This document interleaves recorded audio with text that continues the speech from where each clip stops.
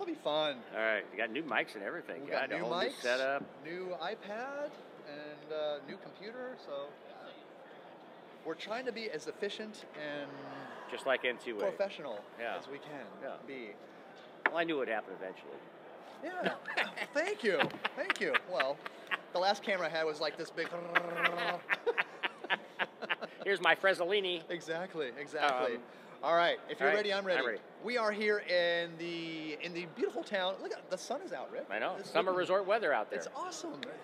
Big change from the gray yesterday and the day before. So, but we're having a good time here at the GAC. How are you? I'm doing great. It's always a great event seeing so many people from across the country. And I made a comment this morning during my speech that, to having so many reasonable people in one place in Washington, D.C. is a rarity, and it was really a pleasure to be here. 5,000 of them. Yeah. Yes. Very cool. Did you get a chance to see former President Bush yesterday? Or? No, my schedule was very busy. He didn't have a chance. I didn't have a chance. I didn't have a chance to see him, but I'll make some room for him next time. Okay, if he wants. Good for you. That was very generous of you. Very generous of you. Hey, there's something else that's the hot topic that's being talked around. It's the ADA litigation. What's your take on all that? Because it sounds like it's just this thorn in our side right now, and I just want to get your take on that real quick.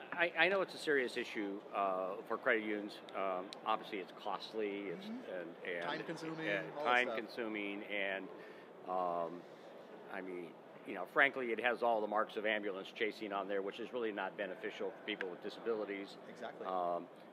Or certainly for the best interests of credit union members as cooperative trying to serve their members. So I know they're talking to Congress about trying to get some specific language of what is ADA accessible, because it is really important that obviously people with disabilities have access, but it has been shown, I think, by the string of these lawsuits that are basically being thrown against the refrigerator. It's really not about helping people. It is about helping, some people in private practice make some money. It sounds like a cash grab. Yeah, exactly. Kind of like that. Yeah, which is unfortunate because, the credit unions, we're well-intentioned people. Right. And we're trying to do the right thing, and these guys are throwing a monkey wrench in the whole system. So it's nutty.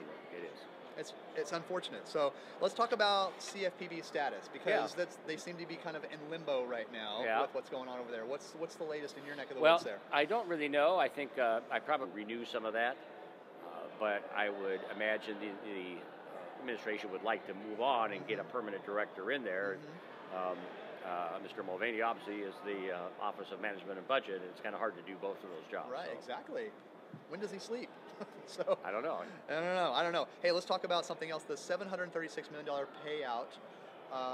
735.7. Oh, okay. To be specific, thank you for the accuracy. And 25 cents. And 25 cents. Really? There's a quarter in there. I don't know. I threw that out. Oh, good. So your own quarter, maybe? Yeah. Or somebody. I just minted it this morning. Oh, good. Congratulations. The office is right down the street there.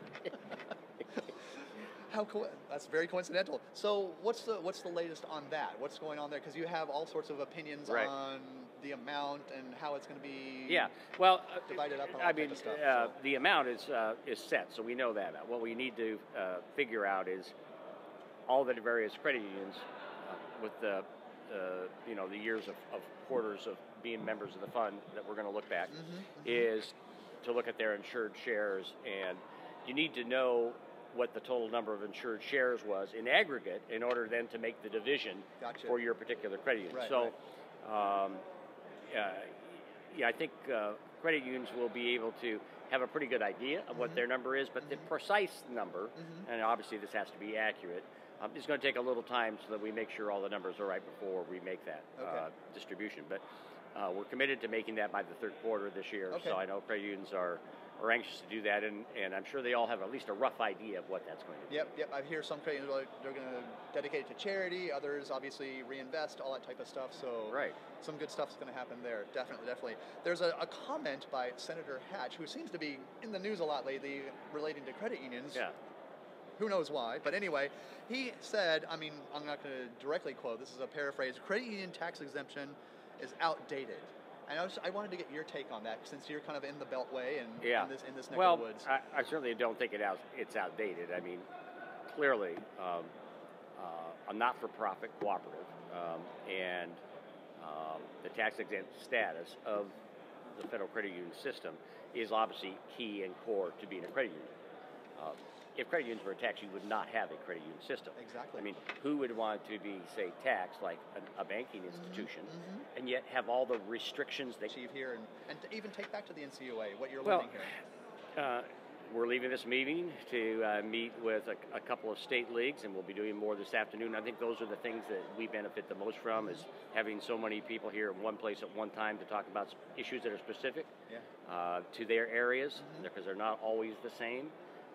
We have derived a lot of great ideas from those types of conversations over the years. I think I've mentioned in the past that the whole impetus for our changes in field of membership that I started came from various meetings with different groups about things they could not do and didn't understand why, and we couldn't understand why as well.